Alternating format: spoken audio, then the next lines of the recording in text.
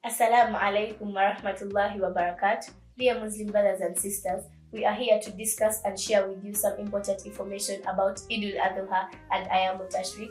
I'm here with my sisters, Walba Mariam and Lamita Lawalda, to discuss with you. Assalamu alaikum wa rahmatullahi wa barakatuh. So, what do you know about Al-Aduha?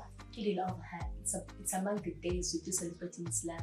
It happens on the 10th of Dhul-Hajj. On this day, we encourage the Salat of Adhkars, Tahmid, Tahbid, Tasbih, and so much more. On this day, we are encouraged to wear in the best way as much as we can afford. So it means as a Muslim, I'm supposed to put on very beautifully to make the day special. Yes, we put on very beautifully on this day in order to show the dignity in this day and show its greatness. So what do you think about it? As my friends say that it is Yawmul Eid. So we Muslims, we are highly recommended to make sacrifice for ourselves through animals, domestic animals like cows, camels, goats. And it Allah in the Holy Quran says, but these animals should be under specific conditions, that it must not have major defects, like it must be named and it must be of a required age, because you cannot get a young animal, so you sacrifice it for the people. So it means that, okay, what is the situation where a Muslim has the resources and the capability to sacrifice? This person has the money, this person has the animals, but then they refuse to sacrifice. What advice do you have for those people? For people who have the ability and then you deny the fact that you must sacrifice, and then you spend money in concerts and very other many things that are not going to gain you in the end. So fellow brothers and sisters, please take this opportunity to scope those rewards. They are just rewards for you. So it means this is just like Muslims have, right? Brother, what do you say? Anyone have point, the Prophet peace be upon him say, "Man kana lahu sa'a, falam yudahi, fala yaqbalanna musallan." Whoever has the ability, you have the money, you have the domestic animals, you have the cows, the goats, the camels, and you do not offer sacrifice, let him or she not come close to our place of prayer. Do not come close to our celebrations that we're celebrating Eid. Additionally, is that the person who has the capacity and then refuses, that means that you don't want to follow what the Prophet told us to do. So that means you should not even come to our place of celebration. So as Muslims, we should take on this chance and celebrate or and sacrifice Yawmul Eid than being among those people that were just away from the celebrations. What do you guys think? Okay, we have the Ayam Tashriq then. This is the 11th, 12th, and the 13th of the Hijjah. What do you guys know about these days?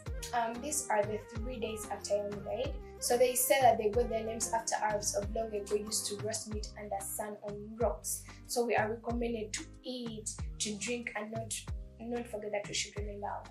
So it means on these days we should go on and worship Allah. So what if I have the urge of fasting, because it's among those things that a Muslim can do to worship Allah? Am I allowed to fast on these days? And the Prophet peace be upon him say, "Ayam tashriq, ayam akil wa sharb wa dhikrillah azza wa jalla."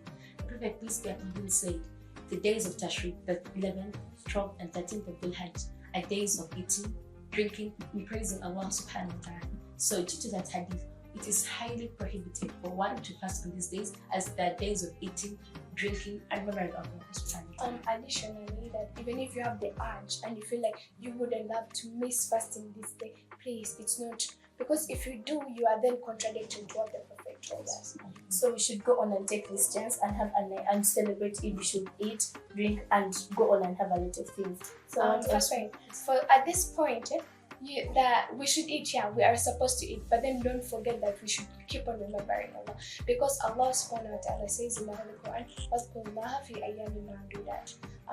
Praise Allah, remember Allah in these specific days. So Lord, do you still have something to say? Adding on her point, Allah subhanahu wa ta'ala mentioned in the Holy Quran, "Fadhkurullaha kadhikrikum aba'akum aw ashadda dhikra." Remember Allah like you remembered your fathers, or with greater remembrance. You see, the Arabs of long ago used to sit down like they have nothing to do, and they start talking of how privileged they are, of how big their families are, of how great their families are. Currently, people are talking of politics, taking sides, choosing leaders, talking of how great presidents are. But then, in this, we can take this advantage and remember Allah, or even do even more than that.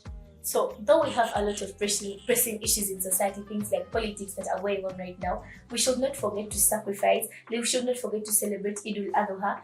We should go on and be nice to our neighbors, be nice to our relatives, do a lot of constant dhikris, adkar, tasbih, tahleel, tahmid, very many things for the cause of Allah in order to have a blessed Eid day.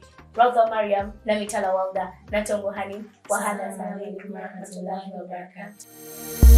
Medina Media, the art of motion pictures.